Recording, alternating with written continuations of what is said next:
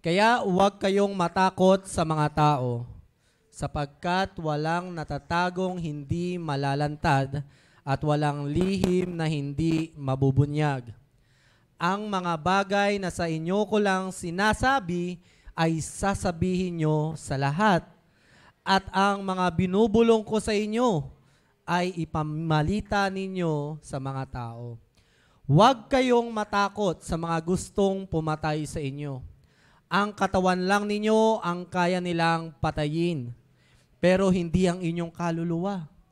Sa halip, matakot kayo sa Diyos, na siyang may kakayahang puksain ang katawan at kaluluwa ninyo sa impyerno. Hindi ba't napakamura ng halaga ng 2 maya? Pero wala ni isa man sa kanila ang nahuhulog sa lupa nang hindi ayon sa kagustuhan ng inyong Ama. Mas lalo na kayo, maging ang bilang ng inyong buhok ay alam niya. Kaya, huwag kayong matakot dahil mas mahalaga kayo kaysa sa maraming maya. Our Father in heaven, the Creator of all, ang aming Diyos, the true Lord and Master of our life.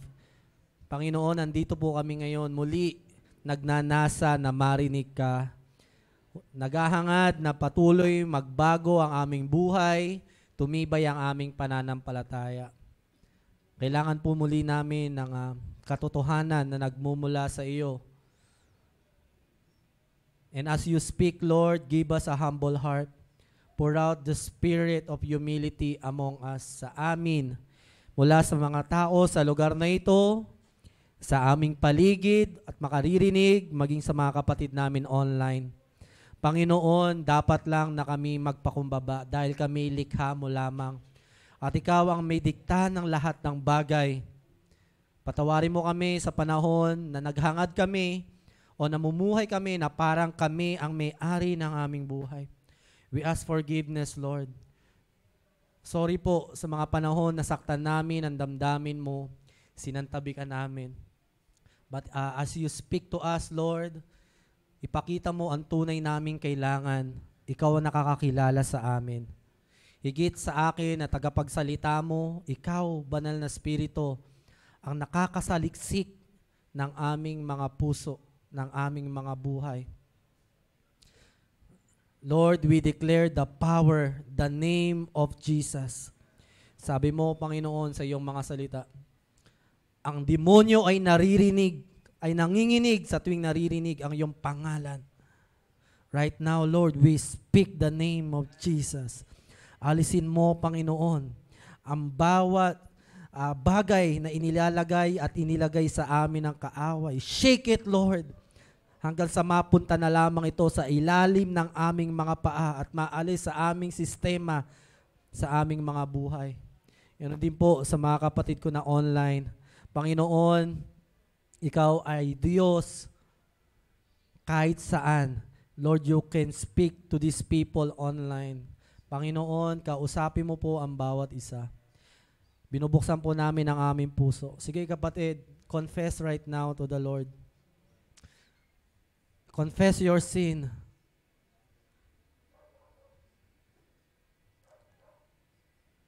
Ask forgiveness. Hingi tayo ng tawad sa Panginoon. Ganon din sa mga nanonood ng online. Ang panalangin ay hindi lamang paghingi, kundi paghingi din ng tawad sa Panginoon. Huwag kang mahiya sa kasama mo ngayon, online, sa katabi mo. Ang mahalaga, nandito ka, nanonood ka, naririnig mo ko. Dahil nais mo na kumilos sa iyo ang Panginoon. Kung nais mong kumilos sa iyo ang Panginoon, confess. Thank you for forgiveness, Lord. We confess Jesus is Lord. Sabi mo sa Romans, Lord, anyone who confess that Jesus is Lord, he is saved. Panginoon, salamat po sa kaligtasan. And as we confess your name that you are the Lord and Savior of our life, Panginoon, we also declare na ikaw ay kikilos, you will be the master at masusunod sa aming mga buhay. Holy Spirit, to you all the glory. In Jesus' name we pray. Amen. Sige po na tayo.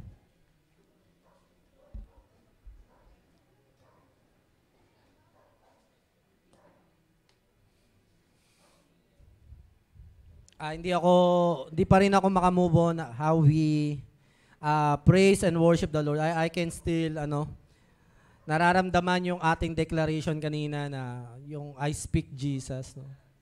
Tunay ang pangalan ng Panginoon. Sabi ng ating Diyos, anumang hingin mo sa pangalan ko ay ibibigay ko upang maluwalhati ang Amang sa langit. Praise God. Kaya kapatid, kaya tayo nananalangin, we speak the name of Jesus at the end of our prayer. Kaya hindi tayo nagbabanggit na ng kung sinong santo, kung sino mang mga kilalang relihiyosong tao. Ang babanggitin lang natin is in Jesus' name. When we say that, sinasabi natin sa ating sarili, Panginoon, sa iyong pangalan ko pinagkakatiwala ang aking panalangin. Ikaw ang masunod. His name is not a magic word, no? Hindi naman yan parang pag sinabi ko in Jesus' name, mangyayari. Pero pag sinabi natin in Jesus' name, sinasabi natin, Lord, you have the authority over my prayers. Kaya ibinibigay ko sa iyo, Panginoon.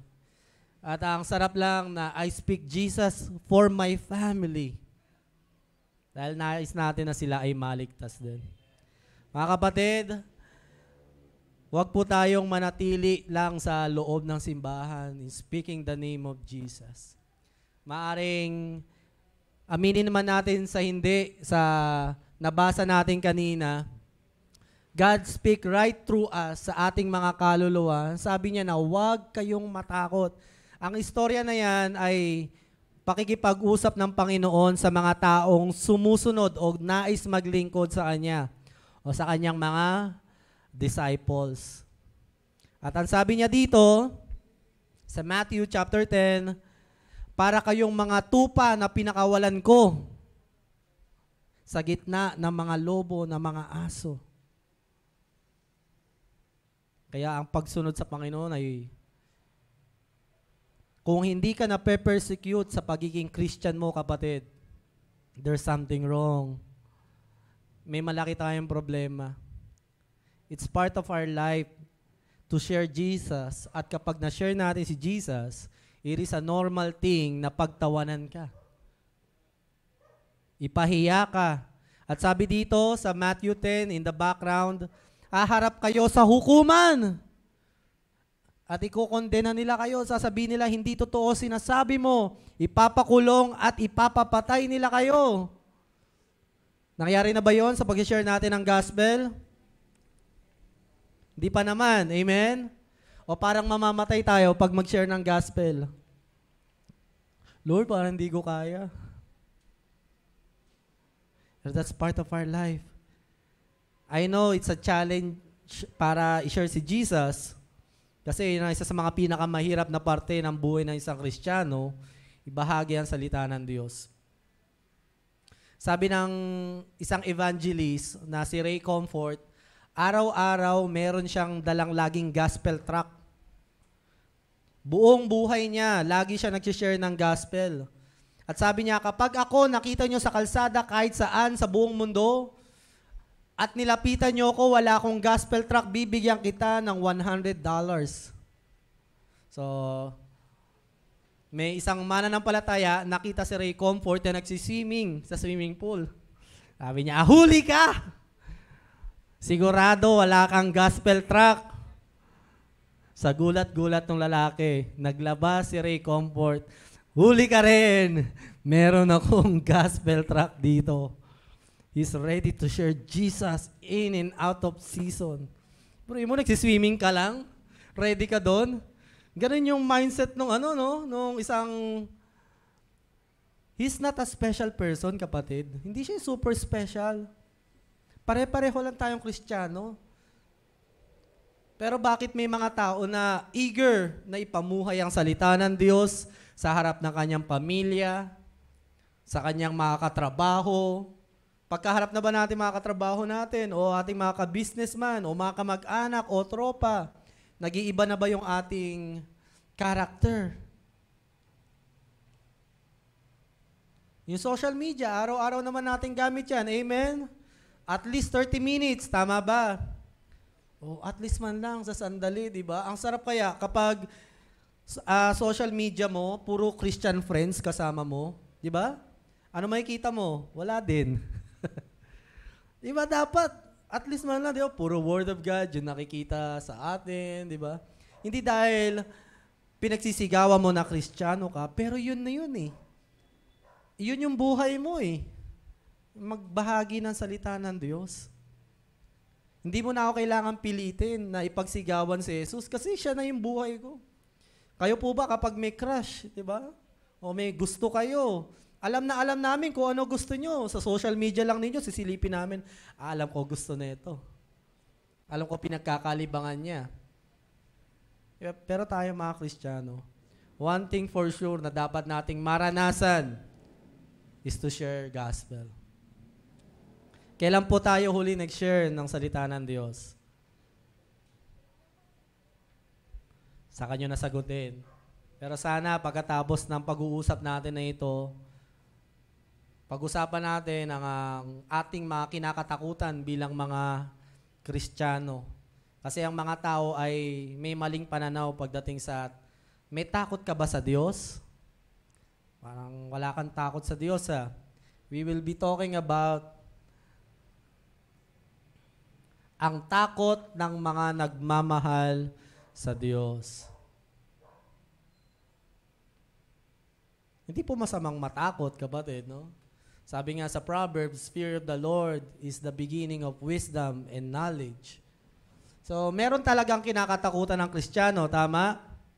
Pero, sa istorya na ito, pinapipili tayo ng Panginoon, sino ang mas kinakatakutan mo?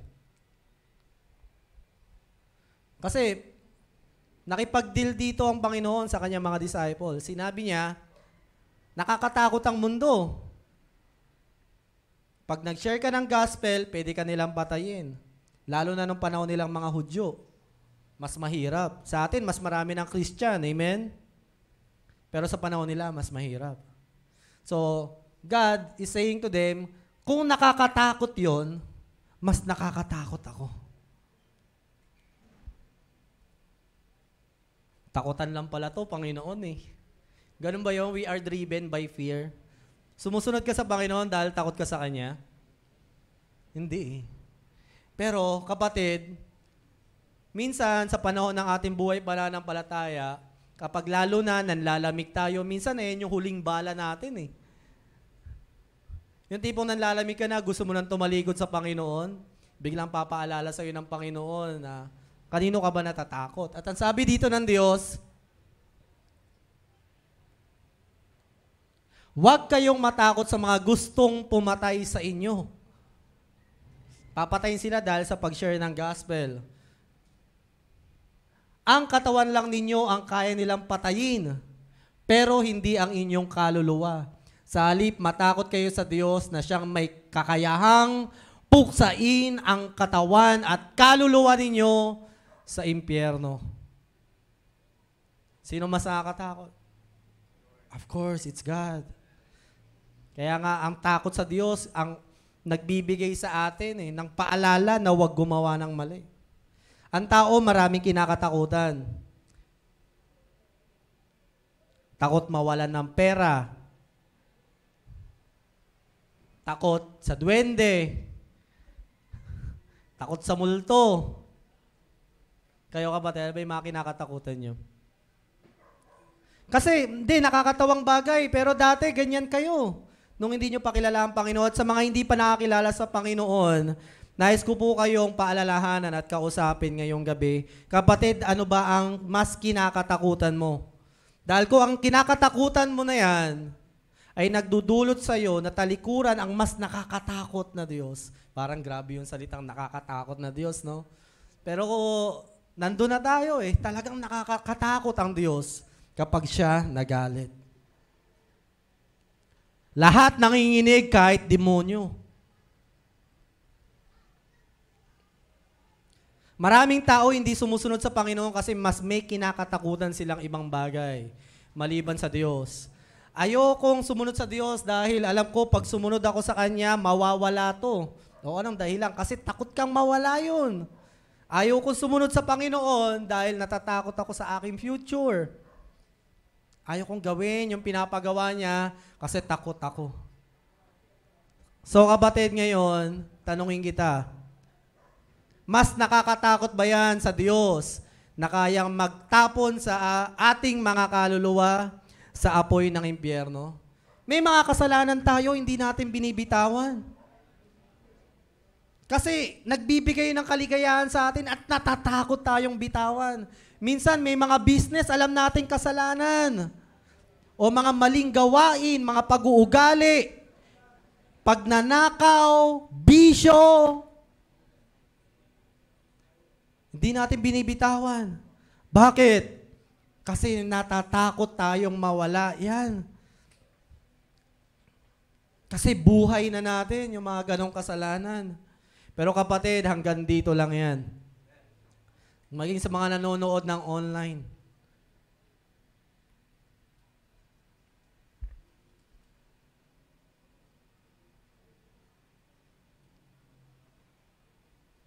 Simple na lang, minsan sa pagsisimba, sa pag-aaral, mga kabataan, simple lang naman minsan problema.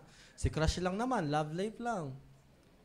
Eh, hindi, magtawanan na tayo kung magtatawanan, gusto ninyo. Pero sa totoo lang, may mga parte ng buhay natin, hindi natin sinusuko kahit alam natin na magdudulot ng mali sa pananampalataya natin.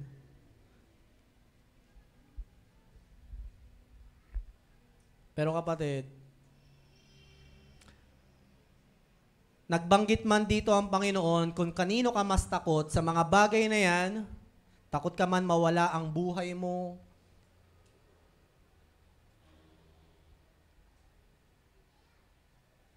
Takot ma-persecute.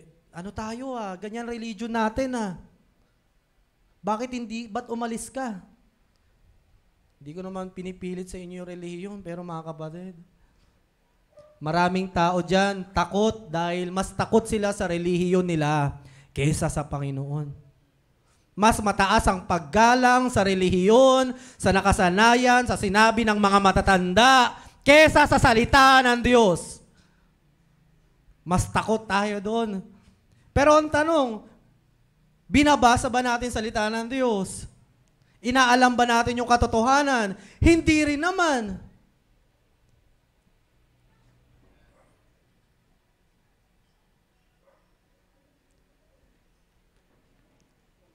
Nakakatakot.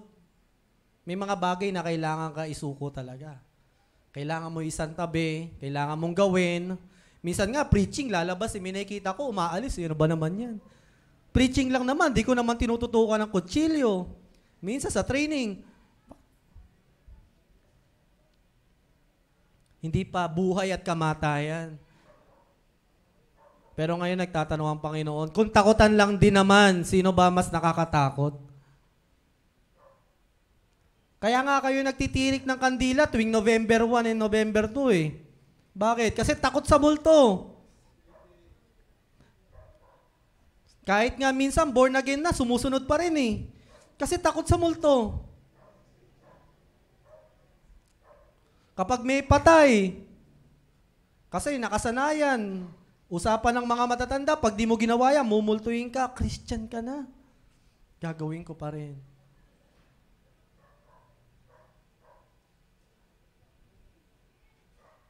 Kapatid, totoo po ang impyerno. Ang Diyos ang nagsasabi. Magandang may takot sa Panginoon. Ito yung pasimula, paalala sa atin, na sa kabila na ang Diyos ay mapagmahal. Kung gusto mong makita, maranasan pagmamahal niya, mararanasan mo. Pero kung gusto mo makita galit ng Panginoon, makikita mo.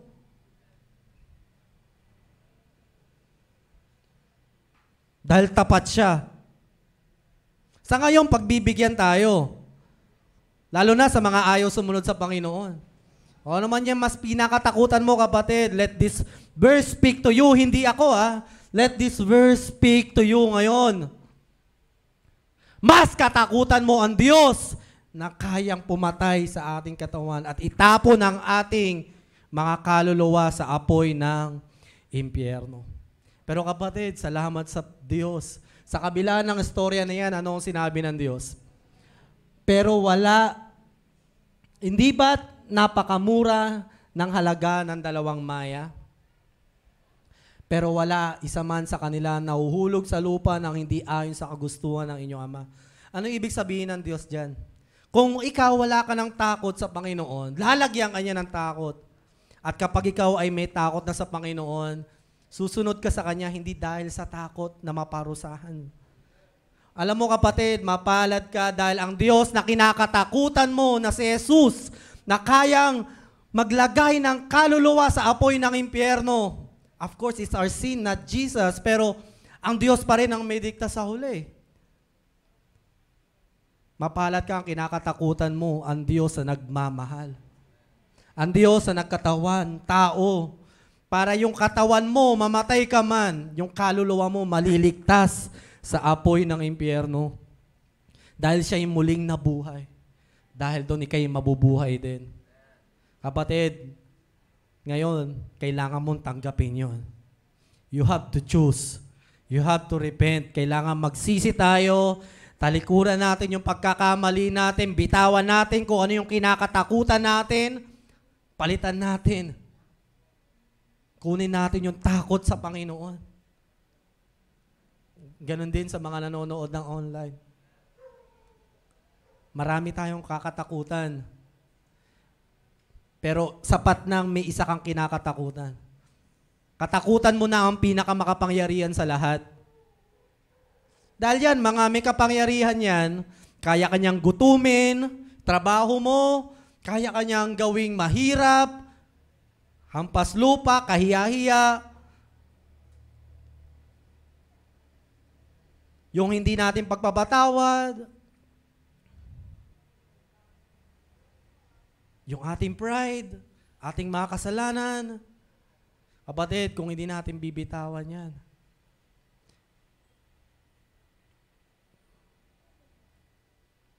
Kaya ang sabi ng Diyos, ganun na lang ang pag-ibig ng Diyos sa sanlibutan. Alam mo, nakakatakot ang Diyos. Pero nakamamangha din siya. Kaya ako, at sa mga nananampalataya din sa Panginoon, let me speak on your behalf. Isa lang katatakutan ko. Hindi mga santo, relihiyon, hindi mga pamahiin, hindi material na bagay, hindi tao. Isa lang, Panginoon. Sige, sabihin natin mapagmahal ang Diyos, pero kapatid, there is condition to the unconditional love of God. You have to accept. You have to believe. Kailangan magsisi. Kailangan siya ang maging Lord and Savior ng buhay mo. At sabi niya sa istorya na ito, mas lalo na kayo maging mga bilang ng inyong buhok ay alam niya.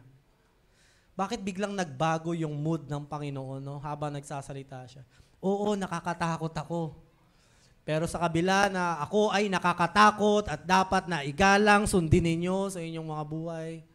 Pero, alam mo, susunod ka sa akin hindi dahil natatakot ka. Dahil alam mo na mahal kita. Tayo sumusunod sa Panginoon dahil alam natin na mahal tayo ng Panginoon. As you accept the Lord, sa ngayon, maging sa mga online ngayon, kung tinatanggap mo ang Panginoon, I ask you to pray ngayong hapon. Pumikit ka at sabihin mo, Panginoon, patawarin mo ko sa kasalanan ko. Nagsisisi ako, tumatalikod ako, binibitawan ko lahat ng kinakatakutan ko. Panginoon, inililipat ko sa iyo. Ikaw lamang ang dapat kong katakutan.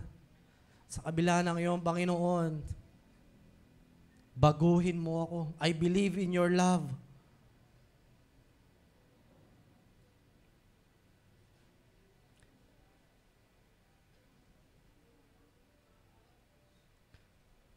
Inanyayahan ko lahat, tumayo muna tayo sandali. At since pinag-uusapan natin ang gospel, I invite everyone na magkomunyon tayo sa Panginoon. Sa mga online din, iniimbitahan ko po kayo na maghanda ng tinapay at juice na simbolo ng katawan at dugo ng Panginoon. Alam ko, very unusual to, pero nandito na tayo, pinag-uusapan natin kahalagahan ng kamatayan at muling pagkabuhay ng Panginoon. So I invite you, kayo po, mga nasa online,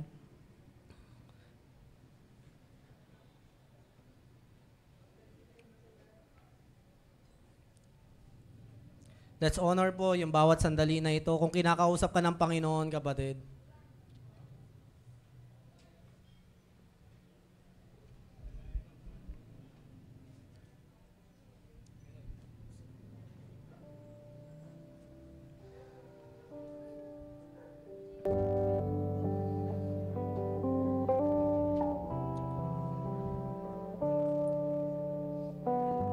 kung sino man sa inyo dito sa lugar na ito, maging sa online, natatakot ka sa buhay mo, may mga bagay na kinakatakutan ka kung bakit hindi ka sumusunod sa Panginoon, kapatid, ito ang panahon na dapat isuko mo ito at magtiwala sa Diyos.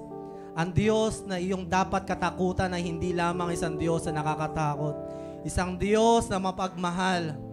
Tinatawag ka niya sa pangalan mo. Inibig ka niya bago ka man mabuo pa sa sinapupunan ng iyong ina. Kapatid, come to the Lord. Let's confess all the things na ating mga kinakatakutan sa oras na ito. Kahit na ikay mananampalataya na. Come on, let's pray to the Lord. Holy Spirit, kailangan ka po namin, Panginoon, sa oras na ito.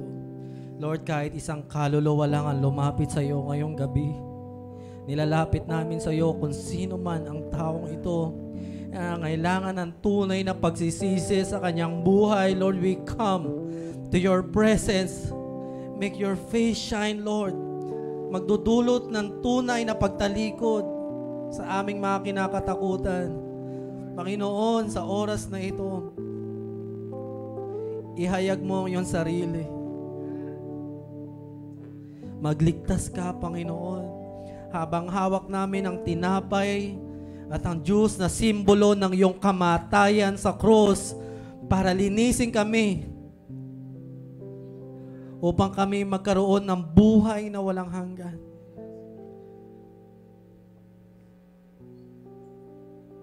Mga kapatid, pray for your family. We don't know, maaaring bumalik na ang Panginoon. It might be tonight, mamaya, maaaring ngayon. Remember those people. Kung ikaw ligtas ka na, magsimula ka sa panalangin. Confess to the Lord.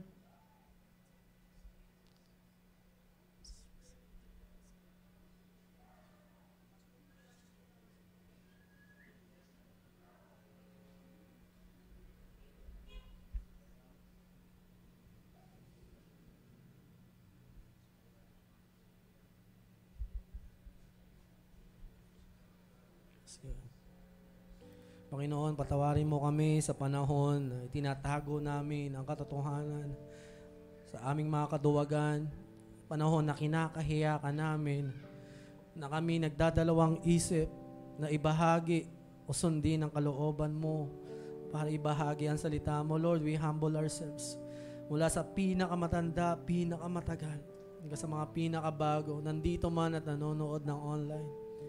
We want your conviction hindi lamang ngayong gabi, kundi manatili sa aming mga puso. Forgive us, Lord. We are becoming a self-centered church, Lord. We focus on ourselves, God. Ikagaganda ng iyong simbahan. Pero we forgot, Lord, our main purpose is to share the gospel. Sa pamagitan po ng itong katawan mo na ito, na bayubay sa cross, nasaktan at nasugatan, Lord, hihilumin mo ang aming mga sugat, ang aming mga takot, ang aming mga sakit sa espiritu. Naniniwala kami na kaya mong pagalingin, Lord.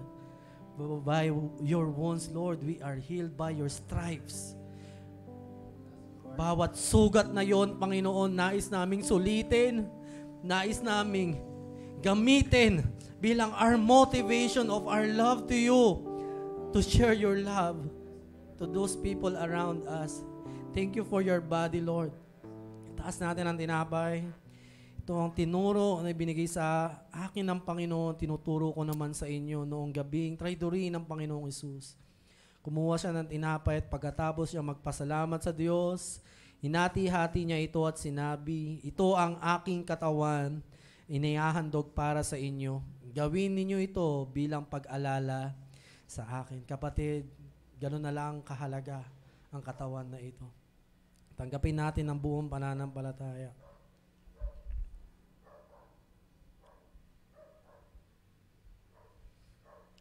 Taas natin ang juice na simbolo ng dugo ng Panginoon. There's no forgiveness of sin without the shedding of blood. Hindi dugo ng hayop o dugo nino man. Nararapat lang, Panginoon, na dugo ng buong tao sa buong sangkatauhan ang dumanak sa krus ng Kalbaryo. Mula sa aming salinlahi hanggang sa mga huling tao. Pero sapat na ang iyong dugo, Panginoon. Lord, nananampalataya kami ang dugo na ito ay ang aming kaligtasan. Ang simbolo ng Diyos na ito, ang dugo mo, ang aming pananampalataya, nilinis na kami mula sa aming mga isipan, aming mga nakaraan, hanggang sa aming hinaharap. Salamat po, Panginoon. Sa dugong ito, ang aming pag-asa, kaligtasan ng aming mga mahal sa buhay. Pagkatapos nilang kumain, ganoon din ang ginawa niya sa inumin. Kinuha niya ito at sinabi, inumin ito, ang inuming ito ang bagong kasunduan pinagtibay ng aking dugo, the covenant of God. Tuwing iinumin ninyo ito, gawin ninyo bilang pag-alala sa akin, sapagkat tuwing kakain kayo ng tinapay na ito, at iinom ng inuming ito, pinapahayag ninyo ang kamatayan ng Panginoon hanggang sa kanyang pagbabalik. Inumin natin ng buong kagalakan.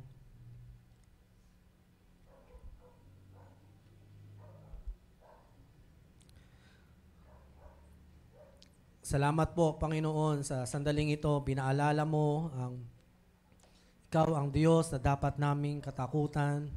Ikaw ang aming Panginoon na dapat masunod sa aming buhay. Sa kabila ng iyong Panginoon, nais mo kaming maglingkod at sumunod sa iyo. Hindi dahil sa aming mga kinakatakutan o dahil kami ay paparusahan mo. No, Lord, we are your children. You might discipline us at baguhin at itama kami. Pero hindi mo kami parurusahan, Panginoon. Salamat po sa iyong kamatayan at muling pagkabuhay at pangakong pagbabalik. Sa pangalan mo, Jesus. Amen. Palakpakan natin ng malakas, Panginoon.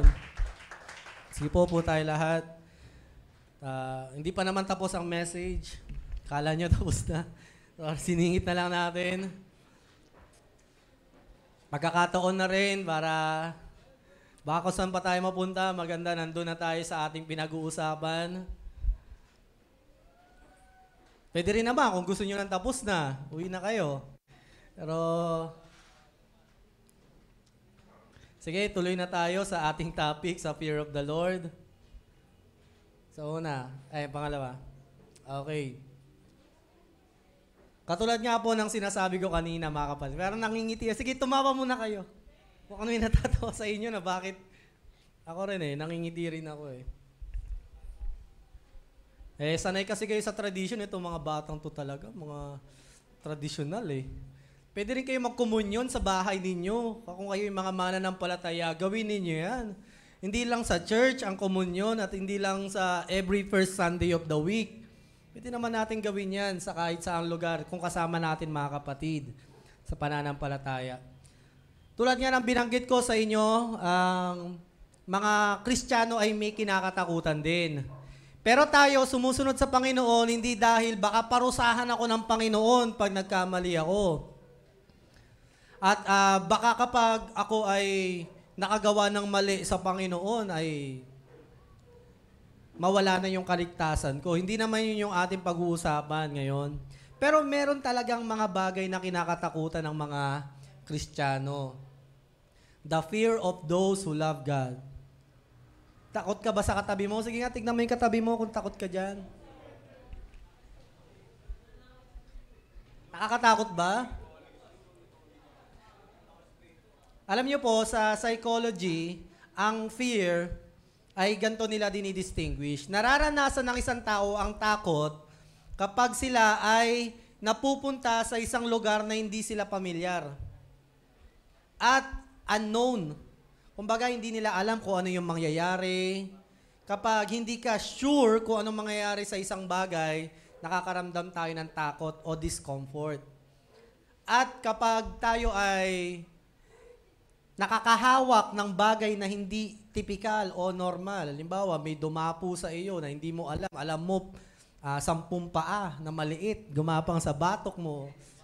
Butterfly daw, sabi ni Brother Renz. Pero syempre, matatakot ka because it's unknown. Hindi typical na bagay. Kaya nga tayong mga Kristiyano, kahit Christian na tayo, kung sobrang focus tayo sa ating future, at dahil sa takot natin sa ating future, hindi tayo minsan makakilos, makasunod sa Panginoon kasi iniisip natin, Lord, pag ginawa ko ba to, may idudulot na maganda sa aking future? Of course, pag may pinagawa ang Panginoon. Pero minsan kasi may pinapagawa si Lord na nonsense. O hindi mo maintindihan. Pero yung pala, at the end, may mabuti palang idudulot sa iyo. O, halimbawa na lang, yung istorya sa Noah's Ark. Di ba, minsan isipin mo, nonsense eh. Aakyat yung mga hayop sa arko, gagawa ng arko sa ibabaw ng bundok. Okay lang, gumawa ka ng arko sa dalampasigan, amen? Kaso ang problema, spider sense. Ang problema, pinagawa sa ibabaw ng bundok. So, tinatawanan tuloy si Noah. Kaya minsan kahit nga tayo mga Kristiyano, ganyan din tayo eh.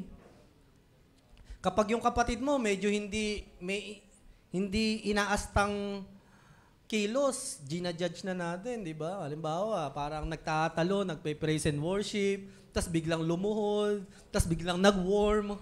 Parang, ba yan? Natatawa kayo, pero naranasan ko yun. Nung minsan napuspos ako ng Panginoon, nag-worship kami. Sabi ng pastor namin, palikot kami. Ni Pastor Clyde. Shout out po. So, tinatanong nila kami, nag-worship ba kayo? Siyempre, challenge kami. Oo naman, nag-worship ako. So, isa-isa na kami, pinapakanta kami ng worship song. Hindi daw niya maramdaman yung presence ni Lord sa pag-worship namin. Kanina ba, naramdaman niyo yung spiritual worship ng song leader? Huwag nyo na sagutin, baka hindi kayo makakain mamaya. So, inisa-isa niya kami. Nung sa akin na, sabi ko, Lord, mahal kita. Alam ko, mahal kita. Mag-worship po ako, Panginoon. So, nag-worship ako, taas ako ng kamay. Tapos, ayun na, napuspos na ako. Una, parang kinukuryente na yung kamay ko. Tapos, nanginig na ako. Alam nyo, nag-warm daw ako mula dito hanggang dun. Yun ang gano'n ako. Ay ko, grabe, no? Tatawa kayo, mamaya mangyari sa inyo. Sana mangyari talaga sa inyo. Lalo na pag may encounter, no? Yung mga naka-makeup dyan, ingat-ingat kayo. Mamaya yung false eyelashes nyo, ha? Kaya huwag kayo magme-makeup pag ganyan. Tunaw na yung mga... Minsan kasi, may mga nangyayaring ganun. Di natin naiintindihan, no? Nauunawaan. So, yun daw yung mga kinakatakutan ng mga tao. Ako, meron din akong fears. Mga kinakatakutan ko, fear of heights. Takot ako sa mataas kasi iniisip ko baka malaglag ako. So kayo, ano ba kinakatakutan ninyo? Hindi ko kasi alam yung feeling ng parang nalalaglag eh. No? Tapos biglang patay ka na. So may kanya-kanya tayong mga fear. Ang mga Kristiyano may mga fear din. Okay, bakit ganoon? Pastor, kala ko ba love covers all sins and without love, sa first dyan, no? Mamaya mababasa naman natin yan. So, ang isang klase ng fear ay hindi ko na ilagay yung sorry. Sa Hebrew term, ang word na fear ay yira. Sabi niyo, yira. Yira, yan. Ang ibig sabihin ng yira sa Hebrew word ay o. Sabi niyo, o. Yan, parang Pag sinabi natin awful, parang nakakadiri, awful. Yan, di ba? Pero hindi. Ang original meaning ng awful ay isang bagay na nararamdaman, wow, kakaiba. Para kang nagkakaroon ng butterfly sa stomach mo. Pag nakakita kayo ng isang nasagasaan na hayop sa kalsada, parang, ew, na parang awful. Parang may nararamdaman kayo sa sikmura nyo, kaya kayo parang nasusuka. Tama. Kasi may bagay na nakikita ka na hindi mo lubos maunawaan, kaya parang, parang kakaiba. Dalawang klase ng awful. Isang awful na negative sa sobrang pangit, hindi masikmura. Doon nagsimula yung word na yun eh. Hindi ko masikmura yung mukha mo. Tingnan mo kayong katabi mo. Masikmura mo. Parang, di ko matansya. Pero may pangalawang awful. Ito yung original meaning ng awful. Yung namamangha ka. Yung natutulala ko, wow, parang gawa ba ng Diyos to? Parang gano'n, papaganon ka eh. Tao ba to? Di ba? Minsan, ayun yung O. Ibig sabihin ng fear o yera. Kaya ibig sabihin, pag sinabing fear of God, the O of God. Ibig sabihin nun, yung sino nakakita dito ng sunset, di ba? Pag nandun kayo sa Baywalk, yung sunset, wow, ang ganda. With ka holding hands daw, dagdag no? Parang, wow, what a feeling, di ba? Sino dito ang umakyat na ng bundok, tapos yung nakita mo yung buong paligid na, wow, ang ganda. Holding hands ulit doon sa ibabaw ng bundok. Pero mga kapatid, di ba? Bakit tayo napapawaw kapag nasa ibabaw ng bundok? Napapa-amaze tayo. Sino may gawa nito? Ayun yung bumubulong sa'yo. Na parang hindi to gawa ng tao yung mga nakikita. Kaya di ko kayo masisi kung bibili kayo ng kondo isang araw. Lalo na kung kayo ay talagang nagsisikip sa buhay. Kasi pag nandun ka sa kondo, makita mo yung skyline ng buong Maynila, ng buong Pasig, ng buong Tondo. Di ba? Parang, wow, ang ganda. Nararamdaman niyo po ba yon? Minsan pag tumitingin kayo sa dapit hapon, na parang ang gaan sa pakiramdam, hindi mo mapaliwanag. Bakit yung mga bata sa hapon naglalaro? Kasi parang ang saya-saya, ang ganda ng pakiramdam. Maliban sa kasi tanghali, mainit. Pero kasi paghapon, parang nagsasabi ng tapos na yung araw na to, tapos na yung mga problema. Nararamdaman nyo ba yun? O gising nyo, hapon na? meron pa isang maganda. Yung paggising mo sa umaga, yung unting-unting sinag ng araw. Encourage ko kayo, salubungin nyo lagi yung sinag ng araw. Parang, wow, ang sarap. Pero pag tanghali na, init naman, no? Kasi, alam mong, ano yung bumubulong sa'yo, kumukonsensya sa'yo? Yung awe of God, yung fear of God. Parang kinakausap ka niya, ako may likha nito, may mga bagay na hindi gawa ng tao. Minsan tayo di natin ma-appreciate dito sa Tondo. Kasi pag tumingin ka sa paligid, puro gawa ng tao, tas ang papangit. Yung kapitbahay mo na, ang bahay ng kapitbahay mo, butas-butas sa bubong. Hindi mo ma-appreciate di ba? Kahit sarili mong kwarto, pati CR mo Gawa ba to ng Diyos? Ay hindi, gawa to ng construction worker. Hindi ka mamamangha. Pero kapag nagpunta ka sa probinsya, di ba? Sino dito gusto mag-outing? Mga worker. Atin tayo. Bawi tayo this time. Pangakong napapako, di ba? Hindi, gagawin natin. Lalo na sa youth fellowship, nako! Doon nyo talaga lalabas kayo, makikita nyo yung mga puno, likha ng Panginoon. Diba? So parang ma-enjoy ninyo. At ang tawag doon sa Hebrew dati, the fear of God. The awe of God. Kaya kapag sinabing nakita mo yung takot sa Panginoon, hindi yung nanginginig ka sa takot lang. Nakakaramdam ka ng kapayapaan. Natatakot ba kayo? Nakakita kayo ng halimbawa, nasa ibabaw ka ng bundok, tas ang ganda ng paligid. Natatakot ka ba? Hindi. Naririnig mo yung ugong ng Panginoon na ako ang may likha ng lahat ng bagay. Lalo na kung may sea of clouds. No? Grabe. Para kang nasa langit. Tapos may kayo holding hands. Mas maganda, no? Sa mga kapatid, ayun yung unang meaning niya. Kaya sabi niyo, makita niyo dito sa Exodus, tayo mga Kristiyano, takot tayo sa Diyos, hindi dahil nanginginig tayo, takot tayong parusahan. Yung mga magulang, naiintindihan ko po, minsan sumusunod lang sa inyo ang mga anak nyo kapag may hawak na kayong tsinelas, hanger, di ba? Patpat, bamboo, di ba? Kutsilyo. Minsan kutsilyo eh. Hindi ka na magawa sa ano ha. Pero tayo mga kapatid, hindi tayo sumusunod sa Panginoon dahil paparusahan tayo. Alam niyo ba yung mga tupa?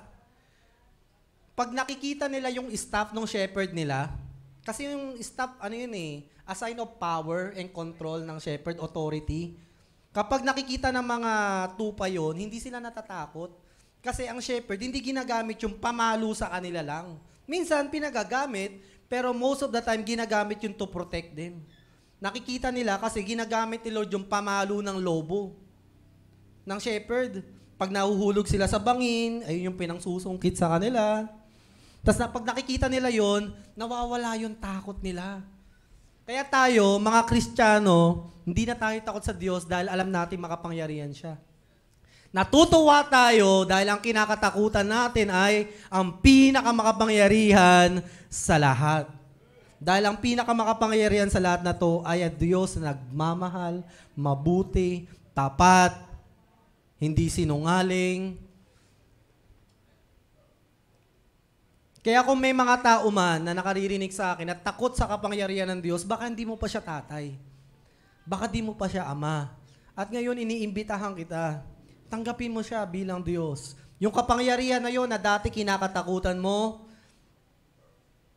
blessing na sa'yo. Ang tao kasi gusto nila sila nasusunod sa buhay nila. Sila may control. Pero ang Kristiyano, gusto nila si Lord ang may control. Kasi kapag si Lord may control, syempre, mabuti siya eh. Mabuti mangyayari sa atin. Minsan kasi kinukumpara natin si Lord tsaka sa atin eh. Kung paano hawakan yung buhay natin eh. Ay hindi, Lord, mas mabait ako kaysa sa'yo. Mas alam ko kung paano ko iingatan sarili ko. Pero hindi, kapatid. Mas mabuti ang Panginoon, higit sa lahat. Alam niya kung ano ikabubuti kasasama natin. Kaya dito sa Exodus, ito yung istorya na pupunta na yung mga Israelites sa Promised Land. Tatanggapin na nila yung Promised Land. But before they go to the Promised Land, they have to meet the Promise Keeper. Siyempre naman. May padala sa Shopee. Gusto mo yung hindi yung delivery boy. Siyempre yung delivery boy muna. Yung may dala ng parcel. Diba? Ala ka namang biglang nasa pintuan mo yon. Mamimit na nila si Lord. Ngayon, ganito yung senaryo mga kapatid. Last Saturday ba yung kahapon o nung Friday? Sino dito nakarinig ng malakas na kulog? Yung isang malakas na pitik ng kulog kahapon ba yun? O ng Biyernes? Narinig niyo yun? O tulog kayo? Narinig ko, sobrang lakas. Taas ang kamay nakarinig? Nasaan kayo noon? Si Pastor, nasa Laguna pa, o rinig na rinig, no? Alam mo kapatid, ganun yung kulog. Ganun yung kidlat. At doon hinahalin tulad yung boses ng Panginoon. Isa lang yun ha, isang pitik lang yun ha. Pero alam nyo, nung imimit na ni Lord yung mga Israelites, sabi dito, natakot yung mga Israelites. Kasi, na-materialize yung presence ni Lord. Nag-apoy yung buong bundok. Kung ikaw natatakot ka, pag nasusunog na yung LPG nyo, Mama, di ko alam. Nasusunog na eh. Tumawag ng barangay, nasusunog yung kalan. Ba't barangay? Kasi meron ganun, di ba? Konting apoy lang yan. Pero nung presence si Lord, kabate, alam mo, nakita nila apoy, yung buong bundok nasusunog. Paano ka ba naman di matatakot doon? Ano ba nakakatakot sa presence ni Lord? Hindi mo rin maiwasan mga Israelite, matakot talaga eh. Boom! Gumanon-ganon. Yeah, tulog pa, tulog pa.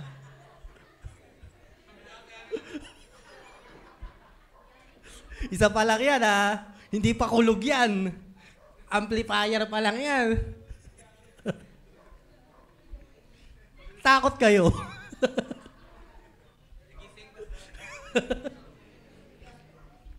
Nakakatakot. Tapos sunod-sunod pa yun. Tapos nasusunog yung mundo. Tapos sabi ni Moses sa kanila, do not fear. Grabe. Kaya matakot. Anong do not fear? Mas nakakatakot pa yan sa malaking gagamba. Kasi yung laki ng bahay. Nakakatakot yan. Tatawanan tayo, natatawa din ako eh. Ayoko nagpapatawa, di ko maiwasan tumawa eh. Kasi nakakatakot. Sabi ni Moses, do not be afraid, for God has come in order to test you, in order that the fear of Him may remain with you, so that you will not sin. Sabi ni Moses, huwag kayong matakot. Gusto lang malaman ni Lord kung may takot kayo sa Kanya. Ang gulo. Di ko maintindihan. Ano ba, Moses? Nasusunog na yung bundok ko. Alam ko, minsan nakakatakot si Lord pag kumikilo siya, di ba?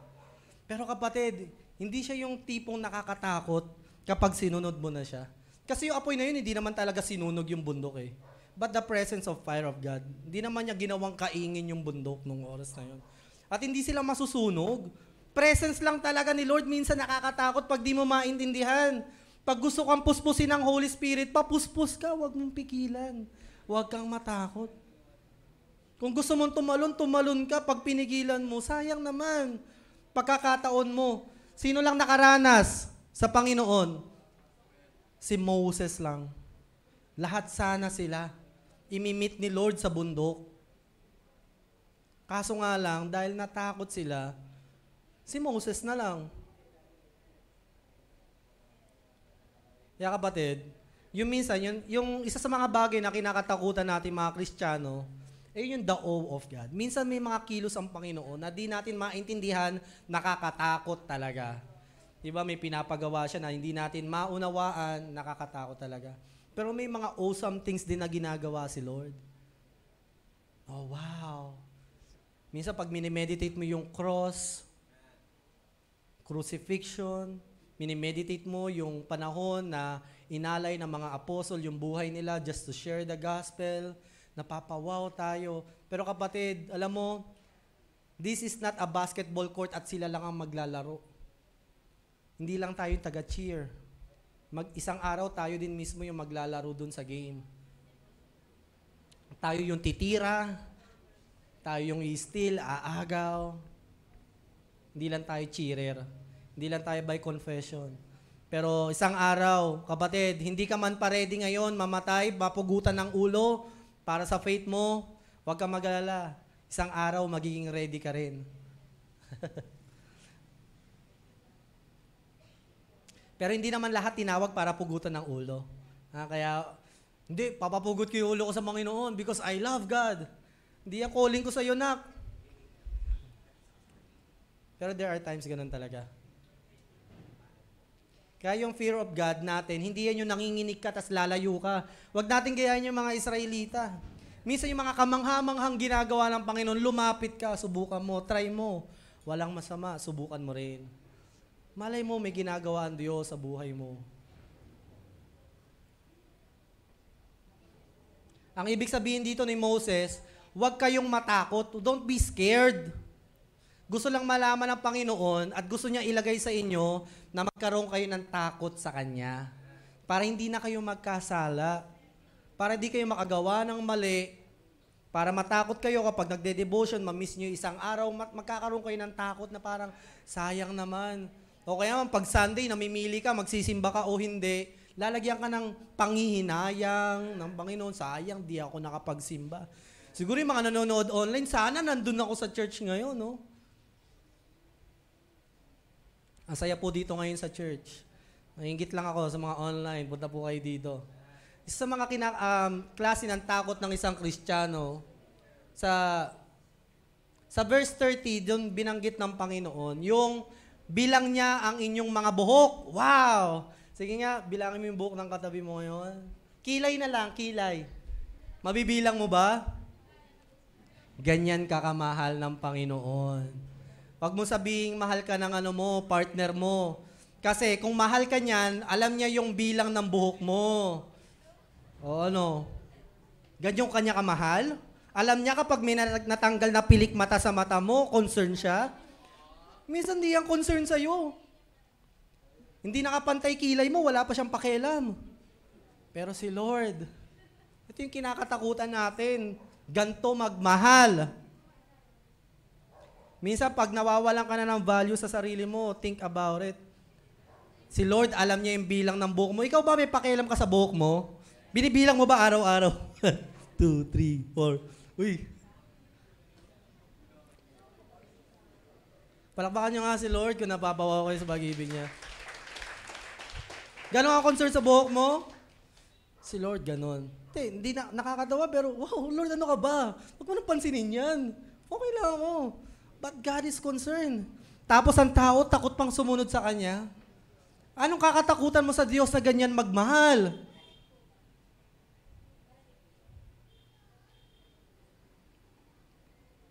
Ganyan ka ba kamahal ng asawa mo, ng anak mo, para hindi mo iwan para sa Panginoon? Hindi ko naman sinabing iwanan yung mga asawa ninyo. But there are times you have to choose God over them.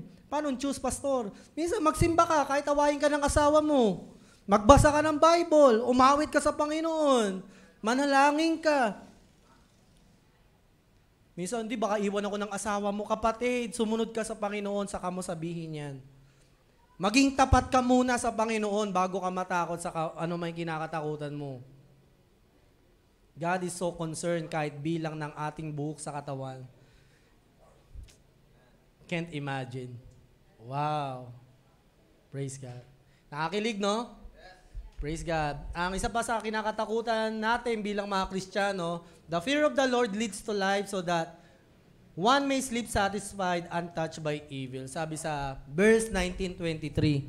Mga kapatid, hindi na tayo dapat matakot pa kung anong kayang gawin sa atin ng kaaway. If you fear God, hindi kanyang kayang hawakan. Walang mangyayari sa buhay mo na hindi alam ni Lord. Na caught off guard sila. Uy, di ko alam, sorry. God knows. Minsan may mga tao kasi mas takot sa demonyo kaysa sa Diyos eh. Hindi, aminin na, totoo yun, nangyayari yun. Eh kasi pag iniwan ko yung pangkukulam ko, pambabarang ko, baka ako balikan.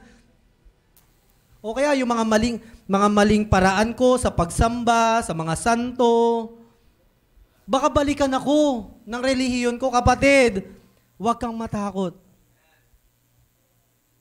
Hindi ka kayang hawakan ito. God can protect you. It can distract you, pero hindi ka niya kayang hawakan. Basahin natin yung verse 26 ulit sa Matthew 10.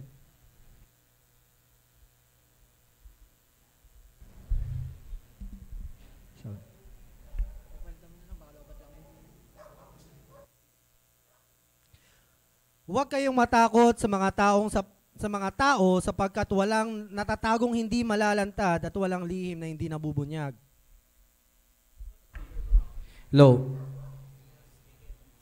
Huwag kayong matakot sa mga gustong pumatay. Huwag kayong matakot sa mga weirdong bagay na nangyayari ngayon, no? God is in control. Ang katawan lang ninyo ang kaya nilang patayin, pero hindi ang inyong kaluluwa. God is more powerful. The enemy can distract you and it's happening. Pero hindi niya tayo mapipigil. Hindi niya ako mapipigilan to share the gospel.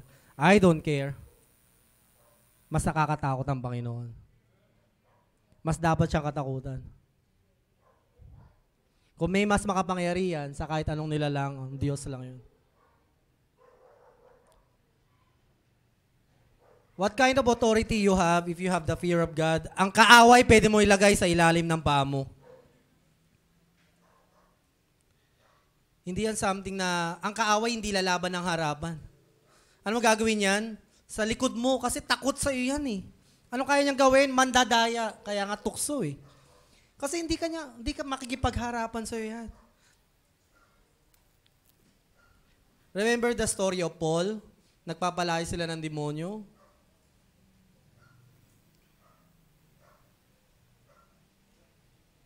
Baka takot kayo sa mga horror movie ah.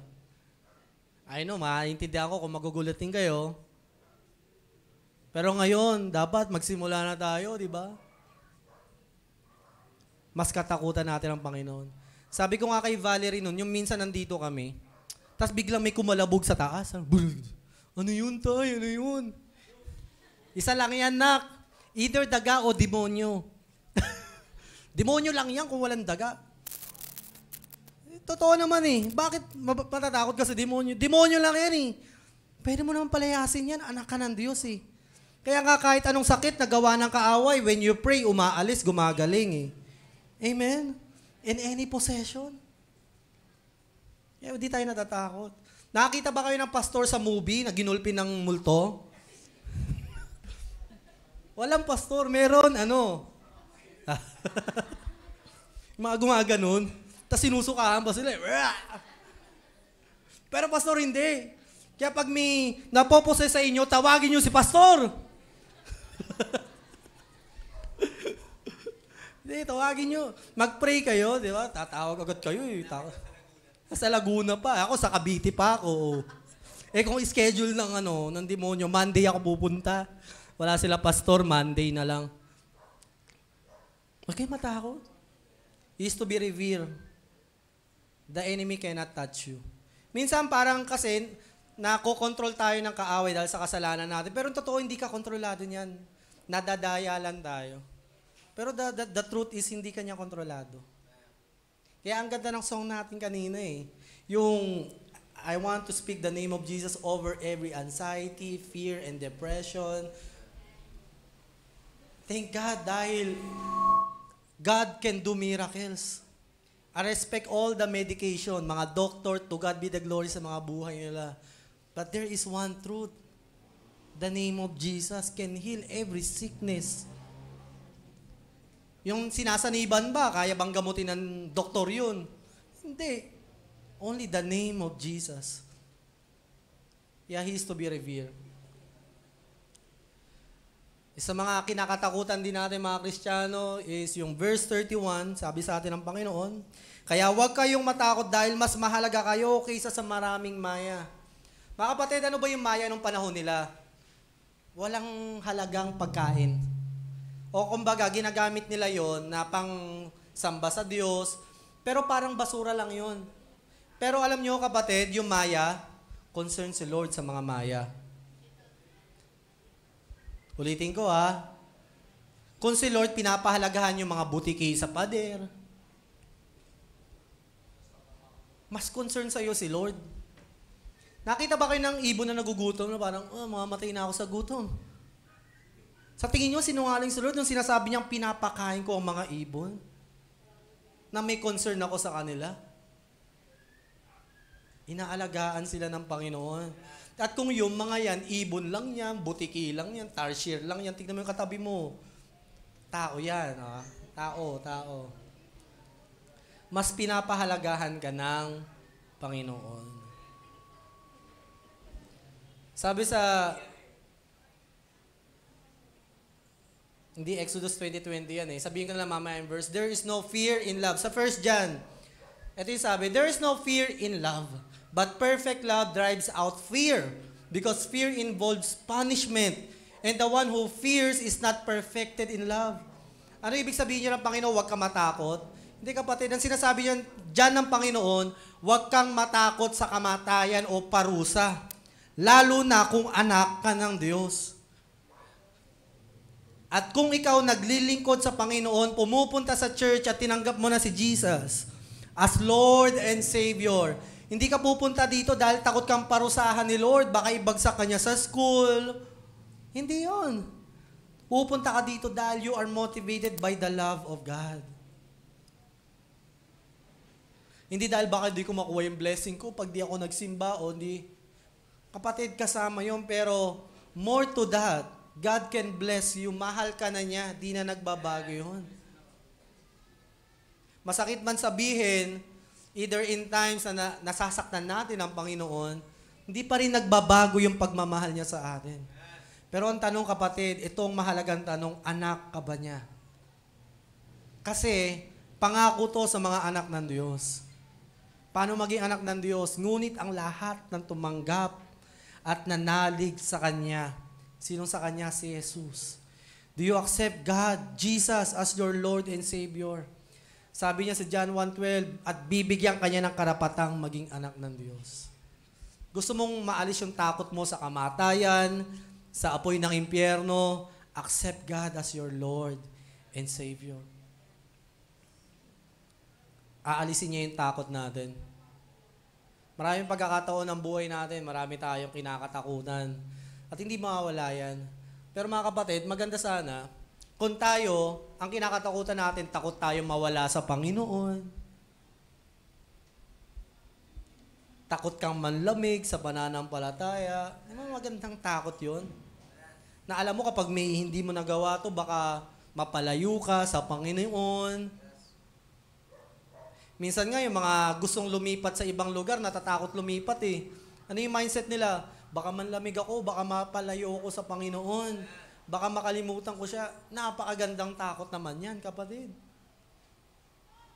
Pero huwag kang mag-alala, maraming churches na totoong nagmamahal din sa Diyos, hindi lang ang ICF. Ang kaligtasan wala dito sa church, kundi na kay Jesus. Kaya kung nasan ka man, you go for a place na nagsasabi si Jesus ang kaligtasan, hindi ang relihiyon. Ang kinakatakutan ay ang mawala si Jesus sa buhay nila, na masunod si Jesus, natatakot sila na baka masaktan yung damdamin ng Diyos. Di ba minsan natatakot? Lord, ayokong... Minsan nga, ayaw na nating... Minsan, kahit trabaho naranasan ko magtatrabaho ako. Lord, ayoko magtrabaho, baka makakilala na naman ako ng mga babae doon at maliglig na naman yung aking pananampalataya. Faithful pa naman tayo, boys, di ba? Yes! Yeah, ba? Ganun tayo. Gusto natin work from home kasi... o, di ba? Faithful. Minsan ganyan na nag-aalangan tayo Pero mga kapatid, okay yun, yung mga ganung fear. I-keep natin yun sa puso natin.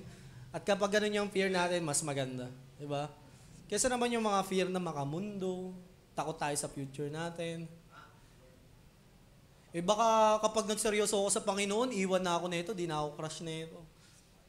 Usapang kabataan no? Pero totoo, marami na pupunta sa impyerno dahil kay crush. Totoo yun. Hindi nagpapatuloy sa Panginoon kasi alam niya, baka pag gano'n na ako magdamit, katulad ng Kristiyano, di niya na ako magustuhan.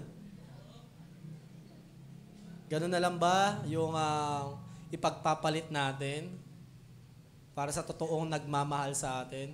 Si crush mo nga, ni my day mo, hindi man lang ma-heart si Lord, yung bilang ng buhok mo, bilang niya. Pag may nalaglag dyan, concern agad si Lord, nalaglagan yung anak ko. Pwede natin gawing metaphor yan, no? Pero para sa akin, literal yan.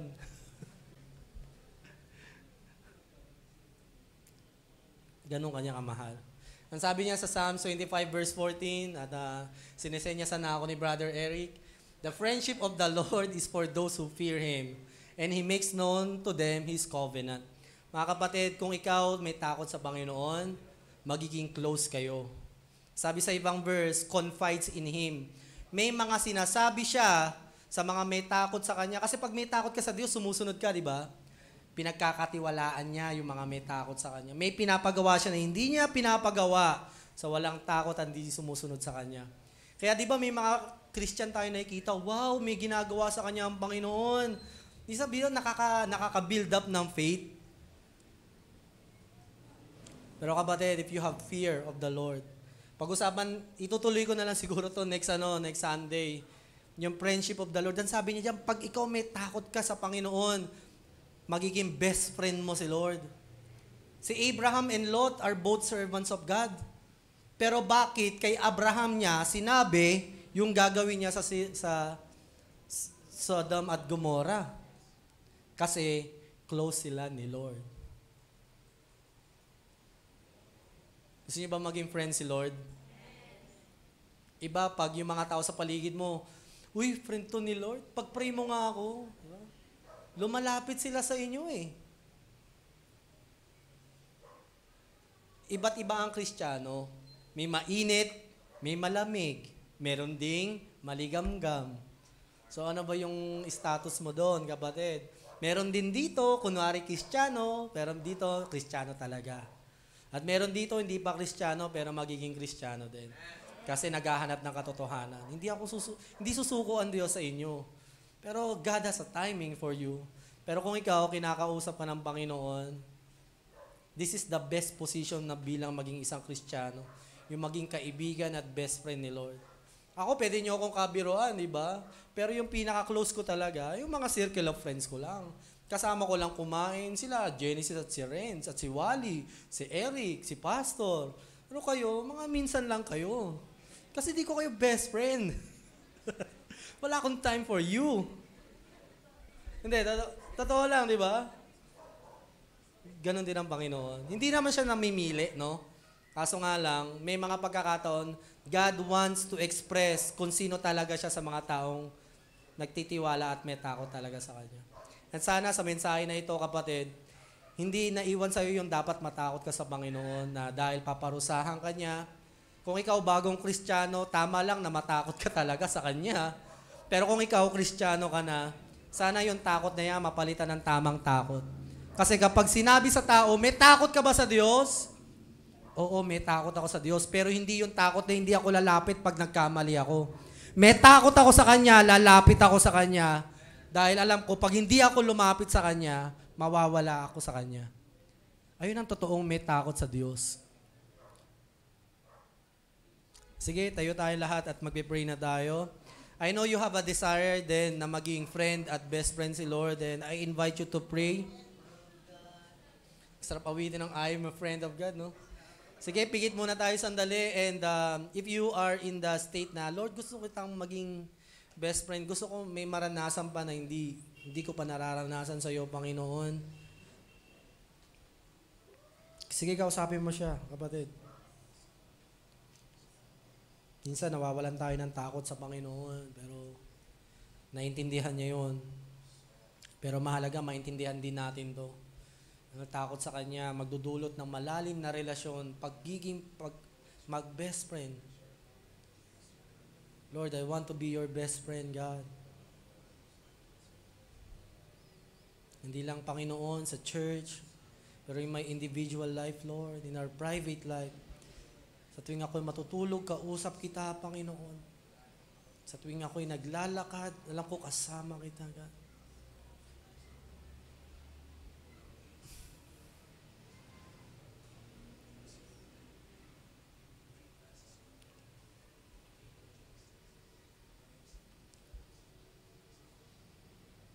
Panginoon, alisin mo po ang aming maling pananaw sa pagkatakot sa iyo. Sa gabing ito, nagpapasalamat kami sa iyong salita. And ganun din sa mga kapatid ko ngayon na nanonood ng online. You comfort them. Sila man may takot, mapalitan ito ng tunay at isang takot sa iyo, Panginoon, na magdudulot sa kanila ng kaligtasan at kapayapaan. Sa mga anak mo na nagpunta sa lugar na ito, dahil natatakot man lamig, natatakot mapalayo sa iyo, natatakot gumawa ng mali. Lord, nakita mo sila ngayon. Alam mo po kung anong dapat gawin sa kanila. You know how to bless them. And here they are, Lord. Lalo sa mga lingkod mo sa lugar na ito, to all the servants and workers, thank you, Lord, for teaching us. To you all the glory. In Jesus' name, amen. Sige, mga friend of God, kayo po ay mag-gather na